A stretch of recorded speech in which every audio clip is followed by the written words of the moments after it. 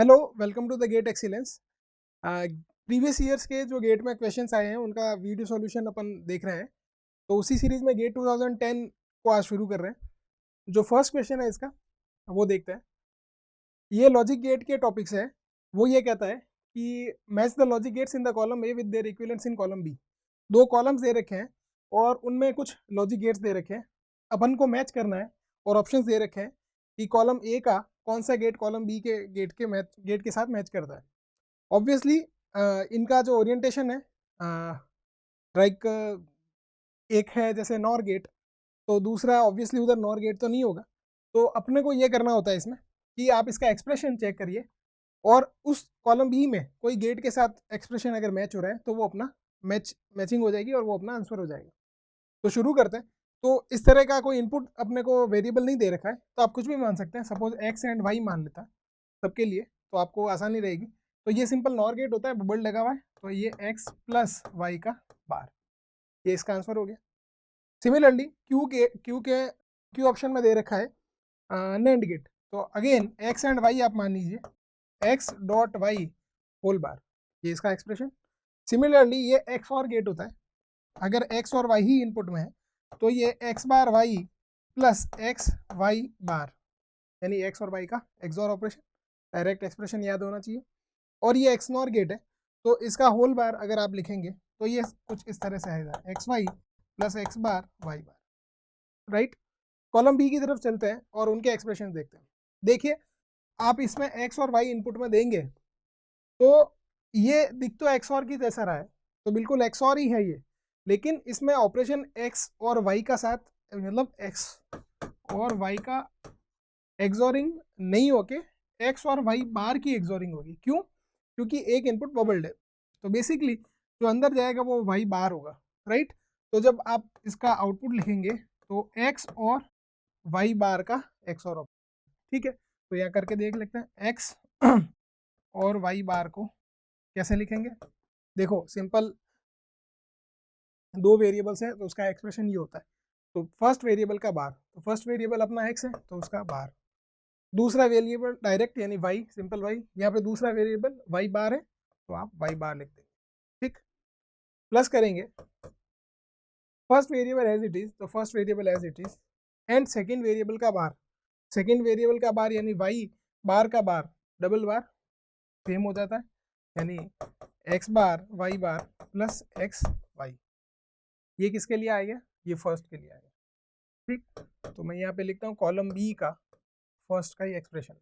अब देख लीजिए कॉलम ए में ये किसके साथ मैच हो रहा है, x Y plus x bar Y बार, यानी कि एस के साथ मैच हो रहा है। तो एस का मैच हो गया वन के साथ। तो पहले ऑप्शन में देख लीजिए एस और वन का साथ मैच कहाँ पे, तो केवल सी और डी ऑप्शन में मिल रहा है, एस वन, ठीक। अब शॉर्टकट की तरफ जाएंगे तो आप आर और थ्री को मैच करने की जरूरत नहीं है, क्योंकि ये दोनों ही ऑप्शंस में है। तो पी या क्यू में से किसी एक को मैच कर लीजिए और वो जो ऑप्शन ठीक लग रहा है, यानी जो करेक्ट आंसर आएगा उसको अपन टिक करके जवाब लिख देंगे, ठीक। सेकंड, कॉलम बी के सेकंड गेट की तरफ चल रहे हैं, तो मान लीजिए एक्स और वाई है, तो ये सिंपल और गेट है। तो एक्स प्लस वाई नहीं लिख के अपन इसको लिखेंगे एक्स बार प्लस वाई बार, क्योंकि ये बबल्ड है, एक्स बार प्लस वाई बार। अब ये कॉलम ए में कहीं भी मैच नहीं हो रहा है, बिल्कुल ठीक है, दिख तो नहीं रहा है बिल्कुल मैच।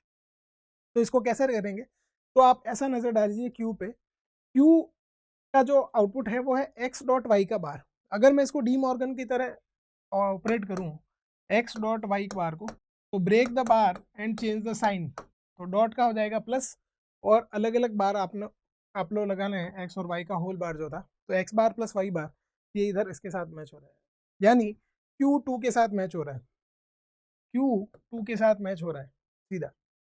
कहीं क्यू टू के साथ मैच हो रहा है, यस। तो डी वाला ऑप्शन में क्यू टू के साथ मैच हो रहा था, आर थ्री मैच हो गई, क्योंकि ये एस वन हो गया, क्यू टू हो गया, तो यानी दो ऑप्शन अपने पास एक ही ऑप्शन में मिल गए। आप चाहो तो क्रॉस चेक के लिए पी और आर को भी चेक कर सकते हैं। थर्ड ऑप्शन को देखते हैं कॉलम बी के। थर्ड ऑप्शन में क्या है, ये बिल्कुल एक्स नॉर गेट है, तो इसमें भी अगर आप एक्स और वाई मान के चलते हैं तो ये एक्स बार और वाई का, यानी एक्स बार और वाई का एक्स नॉर ऑपरेशन है। इसको भी सॉल्व करके देखेंगे तो यू विल गेट दिस, क्योंकि x bar Y plus x Y बार ही मिलेगा इसको, और आर 3 इसके साथ अपने साथ मैच हो रहा है, ठीक। तो option D is the correct answer. Final को देखने की जरूरत नहीं है, लेकिन फिर भी एक्स और वाई को अपन देखेंगे तो X bar Y bar that is simply X bar dot Y bar, जो कि पी के साथ मैच होगा। कारण इसको भी डी मॉर्गन की तरह ओपन करेंगे तो break the bar and change the sign, तो X bar dot Y bar direct वहाँ से मिल रहा है। तो ये सिंपल कॉलम ए और कॉलम बी को मैच करने का रूल था। तो आपको ऐसा करना होता है कि जो भी लॉजिक गेट दे रखता है उसका एक्सप्रेशन चेक करिए, कॉलम बी में भी वो एक्सप्रेशन निकालिए। हो सकता है कि एग्जैक्ट एक्सप्रेशन नहीं मिले, तो आप उसको डी मॉर्गन या कोई इस तरह का रूल लगा के चेक करें कि वो एक्सप्रेशन मैच हो रहा है कि नहीं। जो मैच हो रहा है उसका ऑप्शन देख के करेक्ट करें। तो ऑप्शन इसका हो जाएगा डी। सेकंड क्वेश्चन है गेट 2010 का कॉम्बिनेशनल सर्किट से। ये कह रहा है for the output F to be one in the logic circuit shown on the input combination should be. अपने पास एक सर्किट दे रखा है और ये पूछा है कि इसमें अपने पास क्या कॉम्बिनेशन हो ए बी और सी के, ए बी और सी के, क्या आउटपुट हमेशा वन हो। तो पहले तो ये देखिए आउटपुट यहाँ पे F is equal to one होना चाहिए।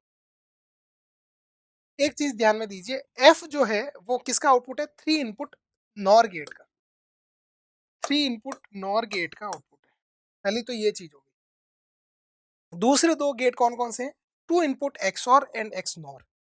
ये कौन सा है, three input x nor, three input x nor है।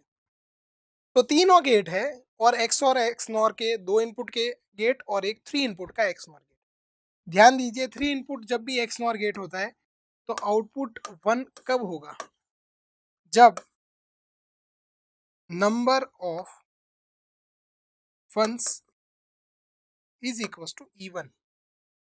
अगर इसके इनपुट्स के जो जो ए बी सी मान लो, सॉरी एक्स वाई जेड मान लो, इसको मान लो एक्स, इसको मान लो वाई, और तो एक्स वाई और जेड में जब नंबर ऑफ वंस इवन में हो, इवन में मतलब एक्स वाई वन वन हो, जेड जीरो हो, या फिर एक्स जेड वन हो, या फिर वाई जेड वन हो, मतलब नंबर ऑफ वंस जो हो वो इवन में हो, तब आउटपुट वन आएगा। बस ये ध्यान रखना है थ्री इनपुट एक्स नॉट। तो गेट एक्सीलेंस में आपको एक्सीलेंस क्या लगानी है, आपको एक्सीलेंस ये लगानी है। पहले तो ये देखो ए और बी इनपुट है दोनों सेम, एक तो एक्स नॉर का और एक एक्स और का। तो ये एक्स और हो गया, ये एक्स नॉर हो गया, ये एक्स और ये एक्स नॉर। एक्स और एक्स नॉर के आउटपुट सेम हो सकते हैं क्या कभी, जब एक्स और का आउटपुट जीरो है तब एक्स नॉर का आउटपुट वन है। तो ये चीज आपको दिमाग में रखनी है, तो ये चीज आपको दिमाग में रखनी है कि इसका आउटपुट जब जीरो होगा तो इसका आउटपुट वन होगा, और जब इसका आउटपुट वन होगा तो इसका output zero. Is it clear, is it clear. जब जीरो और वन हो तो आउटपुट इसका बिल्कुल इन्वर्ट होता है। तो जब एक्स और एक्स नॉर ये दोनों कॉम्बिनेशन कभी सेम हो ही नहीं सकते, तो सारा खेल इसके ऊपर हो गया। कैसे, three input, three input exclusive NOR का ध्यान में रखना output is equal to one when number of inputs is equal to even. ये दिमाग में बैठा लीजिए, याद कर लीजिए। थ्री इनपुट एक्स नॉर में अगर उसके इनपुट्स में number of ones even numbers में है तो उसका आउटपुट हमेशा वन रहेगा उस केस में। आप इसको जब सॉल्यूशन में जाएंगे तो भी कर सकते हैं डिटेल में, लेकिन अपने को गेट में टाइम भी बचाना होता है। साथ में ये भी ध्यान में रखना होता है कि आंसर सही हो। अब देखिए बिल्कुल छोटा सा सवाल है, एक्स और एक्स नॉर कभी भी सेम आउटपुट देंगे नहीं। इसका मतलब ये जब जीरो देगा तब ये वन देगा, और ये जब वन देगा तो ये जीरो देगा, दोनों एक साथ वन आ नहीं सकते। तो सी की कंडीशन क्या रहेगी ये देखते हैं। तो अगर ये मैंने जो रेड में लिखा है वो इसका आउटपुट है जीरो, तो ये आउटपुट वन आएगा ही आएगा। अभी मैं ए और बी की बात नहीं कर रहा हूँ। तो मान लीजिए ये जीरो और ये वन है, तो आउटपुट वन होने के लिए सी को क्या होना पड़ेगा, ऑब्वियस सी बात है, 0 1 1 होगा तो नंबर ऑफ वंस इवन हो गए तो आउटपुट 1 हो जाएगा। और ये देखो, जब 1 हो एक्सऑर का आउटपुट तो ये एक्सनॉर का आउटपुट 0 होगा, तो इसको क्या होना पड़ेगा 1। तो यानी सी तो हमेशा 1 रहेगा ही रहेगा। ऑप्शन में आप देख लीजिए सी कहाँ पे 1 है, तो ऑप्शन में तीनों ऑप्शन 0 है, केवल सी यहाँ पे 1 है, तो सीधा जवाब हो जाएगा ऑप्शन डी। देखिए, तो A0 B0 C1 रखने पर सी की वैल्यू हमेशा 1 कहाँ पे, अगर ऑप्शन में ऐसा दे रखा हो, अगर सी की वैल्यू यहाँ पे भी 1 हो जाती या कहीं और पे भी 1 हो जाती सपोज, तो अपने को जाना ही पड़ता ऑप्शन उसके थ्रू, प्रोसीजर के थ्रू। तो ये ध्यान में रखना, नंबर ऑफ वन C1 कब हो रहे हैं बस। तो number of one C1 in 3 conditions में होते हैं। अब देखो, ए और बी की वैल्यू और सी की वैल्यू, जब मैं ए और बी की वैल्यू 0 0 रखता हूँ तो एक्स और का आउटपुट हमेशा 0 ही आएगा। तो एक्स और का आउटपुट 0 ही आएगा, तो मैंने इसको नाम दे दिया, suppose this is X, this is Y and this is Z. तो एक्स वाई और जेड, तो एक्स हमेशा क्या आएगा, 0 0 देने पर आउटपुट 0 ही आएगा। सी की वैल्यू अभी मैंने डिसाइड नहीं करी, 0 1 देने पर, 1 0 देने पर और 1 1 देने पर अभी मैं ये डिसाइड कर रहा हूँ, क्योंकि ए बी की वैल्यू मैंने जब 0 1 दी तो एक्स और का आउटपुट 1 आएगा, 1 0 देने पर 1 आएगा, क्योंकि डिफरेंट इनपुट देने पर एक्स और की वैल्यू 1 होती है, और डिफरेंट इनपुट देने पर एक्स और की वैल्यू 0 होती है। तो वाई की वैल्यू उस समय 0, आई एम सॉरी,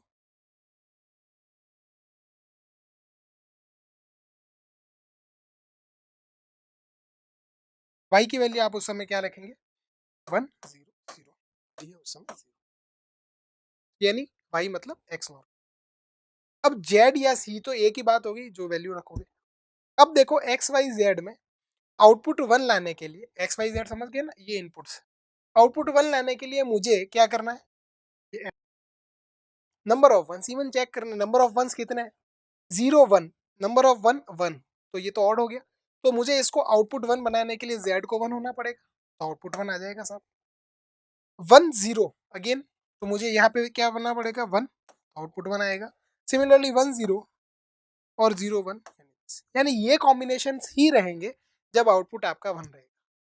तो कौन से कॉम्बिनेशन में, जब ए और बी 0 हो और सी 1 हो, सी या जेड एक ही बात हो गई। तो ए और बी 0 0 कहीं मिल रहे हैं, नहीं मिल रहे, केवल यहाँ मिल रहे हैं, सी इज इक्वल टू, ये तो अपना हो ही गया। जब ए और बी में ये 0 1 हो तो कोई है क्या, 0 1 ये रहा, लेकिन सी उस समय क्या है, 0, सी 0। और पॉसिबल है कि आपका भाई सी जो है ना वो जेड ही है, क्योंकि सी और जेड तो एक ही चीज। तो जी 1 देने पर है ऑप्शन, नहीं है, खत्म हुई बात। A is equal to 1, B is equal to 0 कहीं है क्या, A is equal to 1, B is equal to 0 option तो है, लेकिन यहाँ पे भी क्या सी इज इक्वल टू 1 है, लेकिन यहाँ C is equal to 0, not possible. A is equal to 1, B is equal to 1, yes option is there, लेकिन सी इज इक्वल टू 0, ये भी पॉसिबल नहीं। ये खत्म हुआ, ये खत्म हुआ, ये खत्म हुआ। तो ए और बी और सी तीनों ही में सी की वैल्यू 0 थी, तो ये अपन पहले से ही निकाल चुके हैं कि सी की वैल्यू 1 होने पर ही आउटपुट 1 आएगा, क्योंकि नंबर ऑफ वंस इवन होने चाहिए for the output to be 1 in the X not gate. अगले सवाल की तरफ चलते हैं। सीक्वेंशियल सर्किट से सवाल है, 2010 का ही सवाल है। Assuming that the flip flops are in the reset condition initially, the count sequence observed at the Q A in the circuit shown.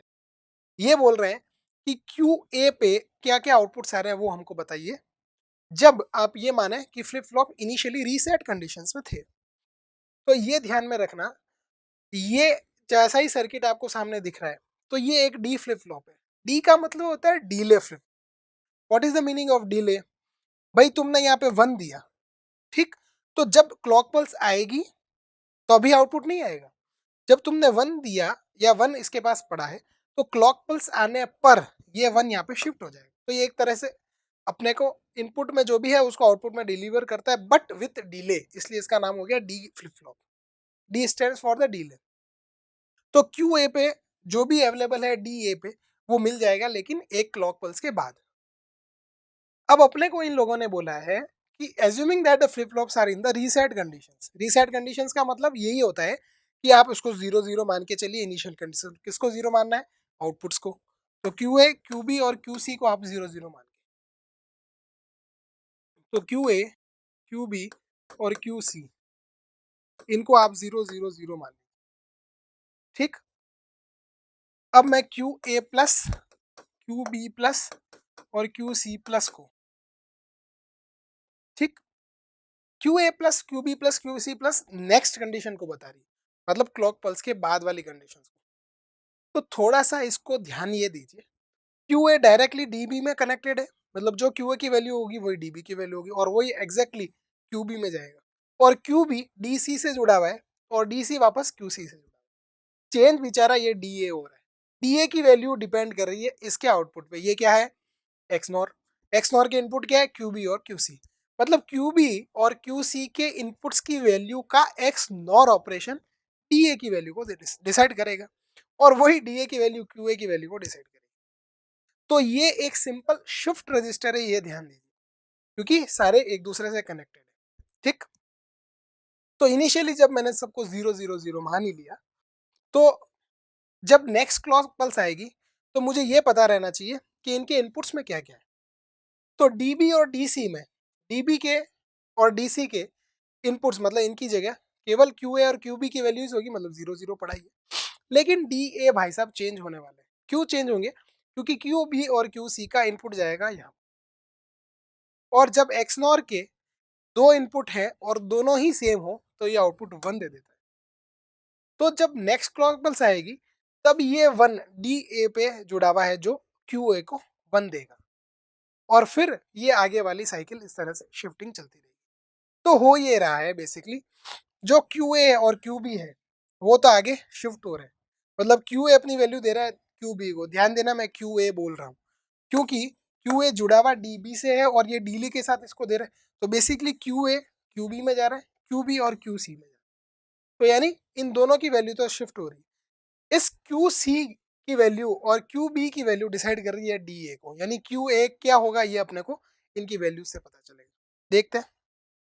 तो Q A Q B Q C की value initially 0 0 0। Next clock pulse जब आएगी तब D A की value 1 होने वाली है, ये मैंने आपको बता ही दिया, डी ए की वैल्यू 1 होगी। तो क्यू ए की वैल्यू क्या होगी, 1, क्योंकि ये डी ए के साथ जुड़ा है तो ये तो होने वाला है 1। और क्यू बी, क्योंकि डी ए अभी तक 1, देखो ये क्यू ए प्लस नेक्स्ट को बता रहे हैं, तो क्यू ए यहाँ पे नेक्स्ट क्लॉक पल्स पे अपना आउटपुट देगा। जब ये नेक्स्ट क्लॉक पल्स आएगी तब ये आगे शिफ्ट होगा, ठीक। तो अभी तो जो डी बी और क्यू सी की वैल्यू 0 0 है, तो ये तो 0 0 ही रहेगी। इसको ऐसा समझ लीजिए, जो क्यू है वो क्यू बी में जा रहा है और क्यू बी है वो क्यू सी में जा रहा है। तो यानी नेक्स्ट क्लॉक पल्स में क्यू बी और क्यू सी की वैल्यू तो 0 0 हो गई, जो कि क्यू ए और क्यू बी की थी। लेकिन मुझे नहीं पता क्यू ए प्लस नेक्स्ट में क्या होगा, ठीक। इसको आप समझने या नहीं, आपको इसको रफ कर दीजिए, ये ज़्यादा ठीक है, क्योंकि शिफ्टिंग यहाँ पे आपको समझ में आ रही है। क्यू बी और क्यू सी को, क्यू बी और क्यू सी को मैं एक्स नॉरिंग कर रहा हूँ, तो आउटपुट मुझे 1 मिल रहा है, तो वही मेरा डी ए है और वही बेसिकली क्यू ए प्लस होने वाला है। तो मेरा नेक्स्ट क्लॉक पल्स क्या होगी, 1। नेक्स्ट क्लॉक पल्स पे आउटपुट क्या हो जाएगा, क्यू ए। अब मेरे पास वापस क्यू ए डीबी से जुड़ा हुआ है, फिर ये आगे शिफ्ट हो रहा है, यानी बेसिकली ये शिफ्ट हो रहा है इस तरह से। तो 1 क्या हो जाएगा यहाँ पे, और 0 क्या हो जाएगा यहाँ पे, मतलब ये क्यू बी क्यू सी में चला जाएगा, क्यू ए क्यू बी में चला जाएगा।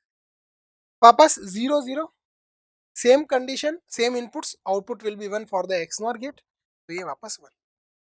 अब वही शिफ्टिंग चलेगी, 1 कहाँ चला जाएगा आगे, ये वाला 1 भी आगे, मतलब क्यू बी और क्यू सी में। अब इस 1 और 0 का, यानी यहाँ पे 1 और यहाँ पे 0, 1 और 0 का output combination for the X NOR gate will be 0, ये हो जाएगा। फिर आप आगे चलो, तो 0 और 1 को आगे शिफ्ट कर दो, फिर 1 1 का, यानी सेम इनपुट आउटपुट 0। तो क्यू ए पे जो ऑब्जर्व कंडीशन अपने को करनी है वो हो जाएगी 0 1, कहीं पे है क्या, 0 0 आ गई, नहीं, ये भी 0 0, ये है 0 1, 0 1 फिर 1, 0 1 और 1, यानी डी। तो ऑप्शन डी इस तरह से। तो ये एक शिफ्ट रजिस्टर की अपने पास प्रॉब्लम थी, जिसको अपन ने सॉल्व किया सिंपल। तो हमेशा ध्यान रखना, D flip flop is the simple delay flip flop, जो इसके पास इनपुट में अवेलेबल है उसको आगे शिफ्ट करना इसका काम है, but with next clock pulse यानी डिले के साथ। अगले सवाल की तरफ चलते हैं। अगला क्वेश्चन है 2010 में ही मल्टीप्लेक्सर से पूछा गया सवाल है। देखो, the Boolean function realized by the logic circuit shown. देखो मल्टीप्लेक्सर है तो ये ध्यान देना 4 इनपुट और 2 सिलेक्शन लाइन। हमेशा मल्टीप्लेक्सर में आउटपुट 1 ही होता है, ये 2 मार्क्स का सवाल है, ध्यान देना। मल्टीप्लेक्सर में 4 क्रॉस 1 यानी 4 तो इसके पास इनपुट होंगे और एक आउटपुट होगा। 4 इनपुट का मतलब है इनमें से आपको सेलेक्ट करना यूजिंग सिलेक्शन लाइंस। ये कह रहा है कि the Boolean function realized by the logic circuit shown is. अपने पास ये दे रखा है ऑप्शंस, क्या है? f is equal to summation m 0 1 3 5 and something. What is this summation and m? ये क्या है? ये इसको अपन बोल सकते हैं मिन टर्म्स। जैसे प्रोडक्ट ऑफ सम और सम ऑफ प्रोडक्ट होते हैं, तो सम ऑफ प्रोडक्ट की वैल्यूज को अपन इस तरह से शो करते हैं। क्या मतलब इस चीज का? Sorry, cut this. क्या मतलब इस चीज का, देखते हैं। जब इस तरह के ऑप्शन अपने पास मिले जिसमें ये दे रखा हो summation m is equal to summation m 0 1 3 5 9 10 4, इसका मतलब ये हुआ कि अपने पास 14 तक जा रहा है। पहले तो ये देखो 14 या 15 तक, तो अपने पास 4 तो वेरिएबल है ही प्रेजेंट। 0 0 0 0 से शुरू होगा जिसको अपन 0 लिखते हैं, और वो चाहेगा 15 तक जिसको 1 1 1 1 लिखते हैं। 15 मतलब 16 तक जाता है जनरली, तो 0 से 15 मतलब इसको लिखते तो 15 है, 16 कॉम्बिनेशन होते हैं, तो 1 1 1 1 यहाँ तक जाएगा। इसका मतलब ये हुआ कि 0 1 3 5 यानी 0 1 कहाँ पाएगा, यहीं पे 0 0 0 1। तो जब इनपुट के ये कॉम्बिनेशन हो तो जो भी आउटपुट सर्किट का होगा 1 होगा। तो समेशन m 0 1 3 फिर 3 पे होगा, तो 2 पे क्या होगा भाई साहब, आउटपुट 0 होगा। तो ये वाले समेशंस या कॉम्बिनेशंस ये है मिन टर्म्स। ये क्या कहलाती है, मिन टर्म्स। तो ये वाली टर्म्स 0 1 3 और जो भी 5 9 या और भी जो कॉम्बिनेशंस, उन पे आउटपुट 1 है। तो ये कौन से ऑप्शंस इससे मैच करते हैं वो अपने को चेक करना है। तो शुरू करते हैं अपन मल्टीप्लेक्सर से। अपने पास ए और बी के पास सिलेक्शन लाइन्स है, तो मैं ए और बी को इस तरह से लिख सकता हूँ, ए और बी, सी और डी अपने पास यहाँ पे। जब मैं ए और बी को 0 0 दूंगा तो आपको पता ही है कौन सी लाइन सेलेक्ट होगी, आई 0 वाली, ठीक। देन 0 1 दूंगा तो आई 1, 1 0 दूंगा तो आई 2, और 1 1 दूंगा तो आई 3। इसके अलावा ऑप्शन ही नहीं है ना अपने पास। तो चेक करते हैं कैसे होगा। जब मैं 0 0 दे रहा हूँ, ठीक, तो मेरे पास इसका आउटपुट क्या आ रहा है, ये देखो एफ क्या आ रहा है। 0 0 देने पर एफ में मुझे मिल रहा है आई नॉट। आई नॉट क्या है, सिंपल सी, ठीक। सिमिलरली जब मैं 0 1 दे रहा हूं तो मुझे मिल रहा है आई 1, और वो सिंपल है। अब देखो ध्यान देना, ए बार बी बार सी ये अपने पास, और डी अपने पास एब्सेंट है, तो इसको कैसे सॉल्व करना है ये ध्यान देने वाली बात। तो अभी मैं कॉम्बिनेशन लिख के आपको बता रहा हूँ। 1 0 देने पर क्या होगा, आई 2 सेलेक्ट होगा। आई 2 सेलेक्ट होगा मतलब आई 2 पे क्या जुड़ा हुआ है, सी का बार। और 1 1 देने पर अपने पास सेलेक्ट होगा आई 3। आई 3 पे जुड़ा हुआ है सी और डी का combination, that is nothing but C bar dot D. यानी इन पे अपने पास आउटपुट 1 आ रहा है। तो मैं अगर एफ की कॉम्बिनेशन लिखना चाहूं तो कैसे लिखूंगा,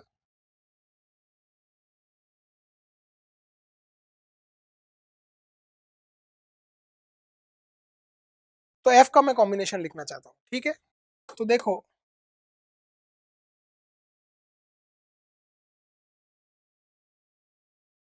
F is equal to A bar B bar then C plus, क्योंकि मेरे पास आई नॉट है ना, plus A bar B then C absent है तो D, plus 1 0 A B bar, और उसके सामने क्या आ रहा है, सी बार, और लास्ट ऑप्शन है ए बी सी बार। ध्यान इसमें ये देना है, ए बार बी बार सी, उसमें डी एब्सेंट है तो डी के दोनों कॉम्बिनेशन हो सकते हैं। ए बार बी बार सी दोनों कॉम्बिनेशन को कैसे लिखेंगे, इसको डॉट वन से मल्टीप्लाई करूं तो वही चीज रहती है, और इस वन को मैं डी प्लस डी बार लिख सकता हूँ, जो एब्सेंट टर्म है उसको इस फॉर्मेट में लिख दो, तो ये बनेगा A bar B bar C D plus D bar.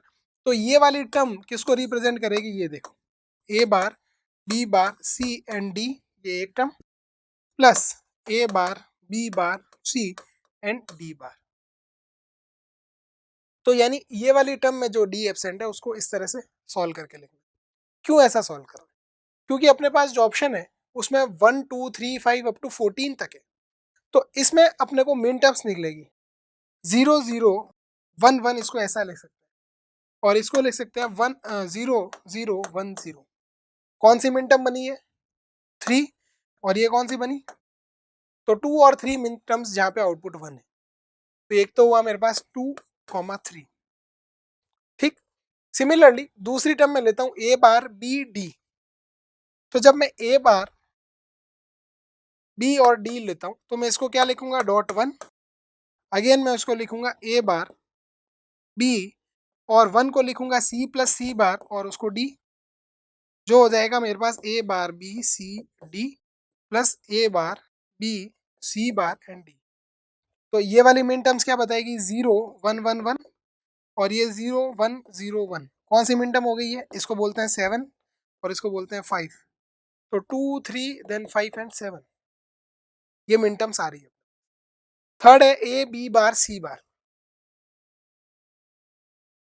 तो A B bar C bar, again D absent, तो A B bar C bar then D plus D bar, उसको ओपन कर दो, तो A B bar C bar D plus A B bar C bar D bar, कौन सी min term हो गई है, 1 0 0 1 1 0 0 0, this is what 9, this is what 8, तो 8 और 9 इसमें ऐड कर दो आपके, 2 3 5 7 8 9, और लास्ट में ये बच गई A B C bar D बार, मतलब 1 1 0 0, तो 1 1 0 0 होती है 12, तो इसको ऐड कर दो 12। ऑप्शन कहाँ मिलता है, 2 3 5 7 8 9 12, ये मिन टर्म्स है जहां जहां पे इस मल्टीप्लेक्सर का आउटपुट 1 है। ठीक, तो इस पूरे में 0 1 नहीं मिल रहा है अपने को, ये खत्म हुआ। 2 3 5 7 नहीं है, ये भी खत्म हुआ। 1 नहीं है अपने पास। 2 3 5 7 8 9 12, yes, D option is the correct answer. तो इसको ध्यान में ये रखना है कि इसको सॉल्व कैसे करना है।